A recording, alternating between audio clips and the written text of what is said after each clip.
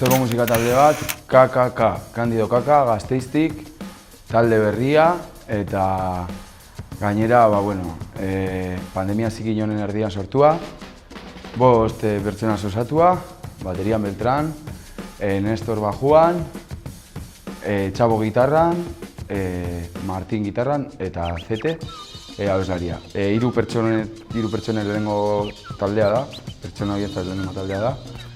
Punka eta rock and rollan haste dituzte, eta hemendik gutxira diska grabatuko dute, así que entzulei eta ikuslei, gonbidapena jarraitzeko talde hau gertutik, zer esan emango dutelako. Eta beste talde bat horrela zuzenean ikusteko, agian jendeak ez dizkie dominak eman, baina berei bakite Euskal Herriko zuzenean niretzako bintzat nire talde gustukoena inoren eron.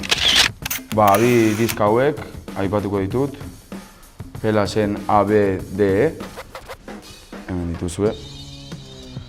Eta aipatuko dut talde honek daukan prolifero eta den proliferoagatik eta daukaten sortzeko gaitasun ederragatik.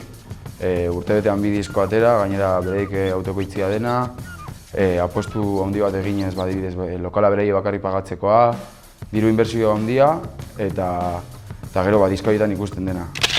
Pixka dojoiarekin nagoenean, askotan jartzen dut Amaren Alabak, talde siberutarraken Herri Txipia abestia.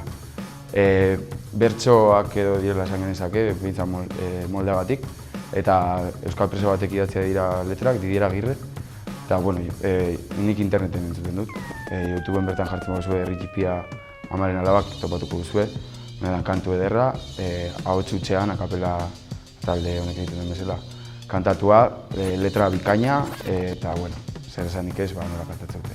Odolkiak ordainetan, Bookfast gauak, hor lehenengo estrofan, minutu bateko introa daukarela musikala, eta horren ostean hasten da bidegurutze aurrean, lainopean ikusten du dena, melodia ezberdin bat ez ezagun zaidanaren gana.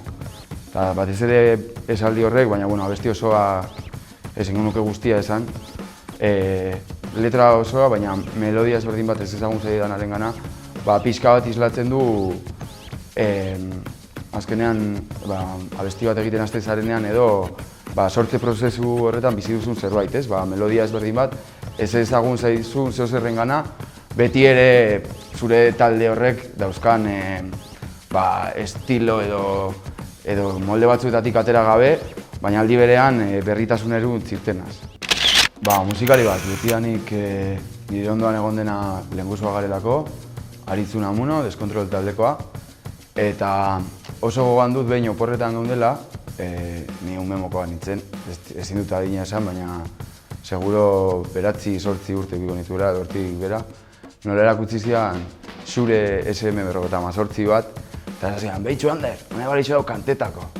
Eta, hortik aurrera etorri diren guztiak, horregatik alde batetik abeslari bat edo Aritz Unamuno, eta gero gitarra jotzen dudanez, gitarra jole bat aukeratuko dut gaur egun zuzenean aritzen den musikari bat, Larregua taldeko Jaime Alvarez. Erakusten duen jarreragatik eszenatoki gainean, gero punteoak egiterako orduan puenteari emateko modua eta kuriosa da ikusteko, eta taldea ere ederra denez, guztiz gomendagarria Larreguaren kontzertu bat eta bereekin ostean gau pesa. Ez daukadan ez dirurik CD-a. Jendea beti esaten du kotxean CD-a, tal. Nik ez daukat, ez kotxerik ez viniloa jartzekorik. Orduan CD-a edo, mobiletik. Zafaiaz. Dudari gabe. Leku ezberdinetan jo izan dugu, Pasadizo tabernan, Hormi egunean, bertako gazte batzuen lokalaren ospakizun egunean. Leku askotan jo dugu bertan, baina Zafaiarekin berarekin gelditzen naiz. Ni ere periferiakoa izanik, Euskal Herriko periferiakoa izanik, uste dut komunean gauza asko ditugula, eta benetan asko gustatzen zait Zafaiara joatea, ez bakarrik jotzera, baizik eta kontzertuak ikustera baita, eta bertako ekin batera. Gasteizko gaztetxe. Zergatik? Uste dute zeozer jarri bara dugula mahai gainean orain pandemiatik bueltan, musikario prekarizazioa bizi izan dugu, eta jende askorekin hitz egin dut, nola adibidez pandemian aforo murrizketarekin entrada gora egin duten. baina nik uste dut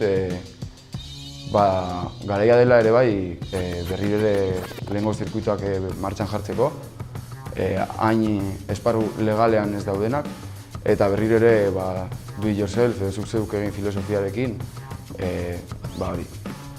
Gasteizko gaztetxea, plaza eder bat, kondizioak bikainak, kontzertu bat emateko, teknikoak baita, Gasteizko gaztetxea. Eta bestela, erre daiteken edozein leku, kontzertua ikusi bitartean. 2012ko apiriako 28, San Prudentzio eguna, eta Tito Aldama ertzaina taldeko saxofoi jolea hil egin zenez, ertzainak taldea batu zen Geldoradon, bizitza ospatzeko, ez dakit nola esan, Joni Brusko eta Tito Aldamaren zere horretan. YouTubeen bago bideren bat, oso txarra, por cierto. Baina hori, ertzainak Geldoradon. Uste nuela sekula ikusiko ertzainak taldekide guztiekin, Tito izan ezik, kasu horretan ikusi ahal izan genuen eta benetan ederra. Zutagar jotake. Eta gainera, orduan zen gutxi gorabehera ordenagailuak gutxi gorabehera etxeetan sartzen hasi ziren garaia, eta uste duz ekarrela ez dakit nongo Gazte Topaguneko bideo bat baita, lehenengo aldiz igual compact disc batean baita bideo bat ikusi nuena. Erosi dituan azkeneko bidizkak esango ditut, ez dakialako zehazki zein den azkena, baina oso gertu, alde batetik Zizta eta Erlantzen azkeneko diska, azken argiak, beraiek egina, egun, beraiek grabatuta, beraiek nahastua. Eta beste alde batetik, Roten 13-ren aurrera diska, elkarrizketara egin zenieten programa honetan. Eta kriston diseinu polita daukana, benetan landua. Eta abestiak ere ederrak, 13 abesti eder, bi horiek.